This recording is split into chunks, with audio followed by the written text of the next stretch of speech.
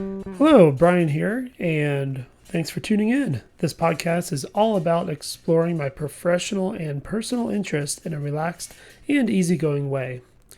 In today's episode, we have a lot to discuss and a few different topics, including a couple major presentations this week, including the Microsoft Xbox Showcase and Apple's Worldwide Developer Conference. But first, let's take a look at some sports news. Looking at the basketball and the NBA and the Suns, looks like the Suns hired their new head coach. Jordan Ott will take the reins to lead the team, and it is the Suns' 26th head coach, the fourth in 4 years. Jordan Ott was previously an assistant coach for the Cleveland Cavaliers, and while Ott had interest from the Charlotte Hornets last year, he ultimately did not land their head coach position. Ott has connections with Michigan State basketball as the team's video coordinator and contributed significantly to scouting, game planning, player development, and ensuring that the program can compete at the highest level. Some have argued that Ott may have been chosen due to his connection to Michigan State, which is the exact same school that Suns owner Matt Ishbia played basketball at, along with the same school where general manager Brian Gregory was an assistant coach. Now, that isn't necessarily a bad thing itself. After all, Michigan State basketball puts out a generally very successful product, but time will tell to see how that goes. Moving on to D-backs news, we had a sweep of the Braves, and then we got swept by the Reds. Then the D-backs came back and swept their series against the Mariners. So really very streaky baseball for the Arizona Diamondbacks. Next up are the Padres, but we got to consider on the pitching front, the D-backs lost Corbin Burnes to Tommy John surgery. This is a pitcher that's generally been excellent, but it's also a $210 million contract, and now they're going to be out without this elite pitcher until likely late next season. Moving into some football news, it looks like former Packer and future Hall of Famer Aaron Rodgers is the next quarterback for the Pittsburgh Steelers. On October 26th, Green Bay visits Pittsburgh, and there's obviously going to be a lot of buildup from the media about this game. It's going to be interesting to see how each of these teams are doing when they meet up in Week 8. Just for reference, the first 7 opponents for the Packers include the Lions, Commanders, Browns, Cowboys, Bengals, and Cardinals, with a bye week in Week 5. For Pittsburgh, they start off facing the Jets, which is, of course, the team that Aaron Rodgers played for the last couple seasons. Then they play the Seahawks, the Patriots, the Vikings, the Browns, the Bengals, also with a Week 5 bye. Okay, moving on into technology news. Looking at Apple, WWDC, the Worldwide Developer Conference, occurred this past week, and it's an overarching aspect mentioned earlier in the keynote. There at the presentation was a new visual design called Liquid Glass that would be incorporated across all the different OSs. Senior Vice President of Software Engineering, Craig Federighi, mentioned that these visual refreshes only occur about once a decade. And if we back up 12 years ago, when the last major visual overhaul was done, it was before arguably only the iPhone and the iPad had received those visual updates. The Mac had largely been left out of those visual updates. So as the keynote unfolded, it reinforced that this liquid glass look would be felt across all the product lines. So if we take a look specifically first at iOS, there were some improvements in messages. In iMessage, I really appreciated the updates to the improvements in communication. For example, group text can now include polls. This can make decision-making faster and more concise. Another aspect that I really like seeing was having backgrounds in your messages. I think this can really help to visually tell the difference in what message thread you might be in, and may help me send replies and threads that I didn't intend to send to the wrong groups. I also like the feature called Hold Assist. This is where the phone can keep you in a hold queue and then alert you when a real person is ready to answer that call. It can even alert the real person that you're being notified. I definitely see this as something that can help with productivity. I also love the feature mentioned that combined layers and AI depth mapping to create that realistic 3D effect when you're looking at some pictures. In iPadOS news, there were so many awesome features mentioned at the WWDC keynote that I can't wait to try it out on my M1 iPad Air. One feature that I really look forward to using is the updated Files app. Among some ease of use updates, such as columns that can be resized in custom colors, icons, and folders, it is now possible to take a folder from Files and drag it into the iPad dock for quick access. I'm also glad to see that the Journal app was able to move over to the iPad and then the macOS as well, for that matter. I have interest in the concept of using it, but I found it really cumbersome to only do through the iPhone interface. Now having access to do it on a larger screen with the ability to type on it with a Bluetooth keyboard or maybe even handwrite with a pencil can help. I've primarily used my iPad as a consumption device, but that workflow may change with some productivity updates in the OS as well. So first, if we look at multitasking improvements, iPadOS 26 now allows for much more access to resizable windows and the adoption of tiling that came to macOS last year. Second, I'm really glad to see the introduction of menu bars that ought to give me a more fine-tooth control and access to features of apps that I generally avoided using on the iPad. Some productivity apps without that fine tooth control, like in Pages and Numbers.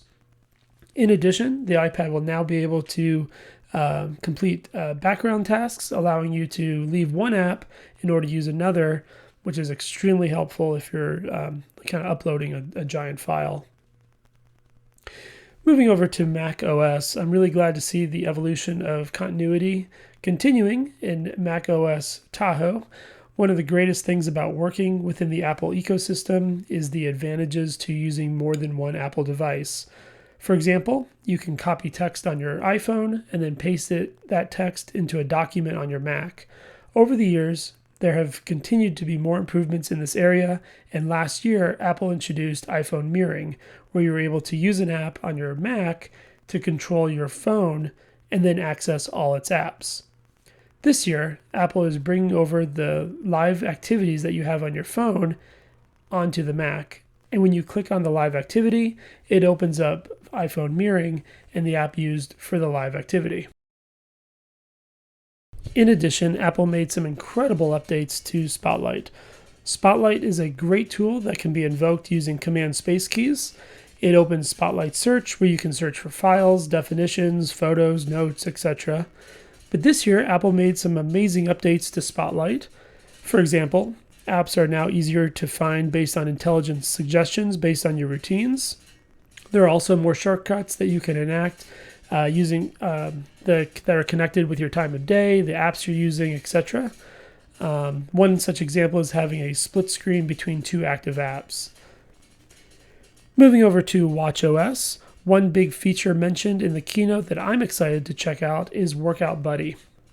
This will supposedly use Apple Intelligence to verbally provide feedback during a workout based on past data. I'm also very happy to see that Notes app is also coming to Apple Watch. While it is a lot more limited than the functionality that you'll have on the phone, iPad, or Mac, you'll be able to create notes and view existing ones right on your wrist. Plus, using Siri, you should be able to jot down ideas on the go in an easier way. Another feature that I'm really interested to try out is the Live Listen transcription. Apple writes that when you use Live Listen on iPhone, a transcription of what iPhone records is then sent to your Apple Watch, so you can read what's being said at that time. I can find that really useful. Lastly, the wrist flick motion to mute incoming calls, silence timers, and dismiss notifications I find to be another great update. Over in tvOS, I didn't really want to leave out tvOS as I do use my Apple TV on a regular basis. However, I'm not super excited about what was announced specifically for tvOS. Sure, there's some good visual updates that are appreciated, but the one big feature they were talking about, the Sing feature connected with Apple Music. I don't use Apple Music, and I would not be one that would use that feature. That said, though, I do think that liquid glass look does look very nice in the different aspects of the menus and overlays. Okay, moving on then to Vision OS. I don't own a Vision Pro, but I am excited about some of the features that were mentioned, as I think it will allow for a lot more productivity. Specifically, I like the mention of the pinned widgets that are pinned to a physical place, and then their location is maintained even if you restart the device. Another thing that I found useful was new input devices being available for the different types of users. One of these devices mentioned was the Logitech Muse, which allows you to draw and design in 3 dimensions. Personally, I'm a little surprised that Apple wasn't able to do this with their first-party hardware, the Apple Pencil. I'm not a developer, but I think since that you can use your Bluetooth keyboard as an input device for your Vision Pro, it ought to not be too difficult to be able to use an Apple Pencil, especially if an Apple third-party device could be used. Okay, now it's time for our Not a Sponsor. This week's Not a Sponsor is brought to you by Apple, fresh off of WWDC, where they proudly unveiled glass. That's right, liquid glass, the revolutionary new visual design that's so smooth, so reflective, it practically whispers, your wallpaper is now obsolete. But it doesn't stop there. iOS 26 now lets you vote in group texts because nothing says innovation like bringing Slack features to your family chat. Meanwhile, your iPhone will hold your place in the customer service line while you go live text your dog's thoughts in 3D bubble messages in the background. Over on iPadOS, the Files app now has resizable columns, finally achieving what Finder's been doing since the Clinton administration. And the Mac? Spotlight just got smarter, continuity got tighter, and now, when your iPhone buzzes, your Mac knows exactly how to buzz with it. Even the Apple Watch lets you flick your wrist to silence the timer, just in case pushing a button was too barbaric. Apple redesigning what already works, rebranding it with glass metaphors, and somehow making me excited about folders again. Apple. Bold, reflective, liquidy. Still not a sponsor, but yes, I am tempted by the beta. Thank you to ChatGPT for that segment, and now back to the show. Okay, now we're going to take a look at our entertainment portion of the show. Specifically, we're going to focus today on the entertainment provided by Xbox from the annual showcase event that happened this past Sunday, June 8th.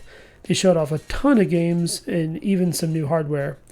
So here are some particular items that caught my eye.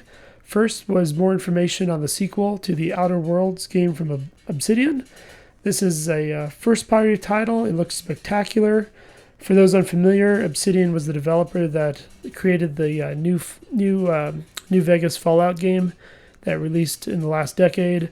This developer has definitely been busy. Besides getting ready to release the sequel to Outer Worlds, they released the RPG Avowed this past February.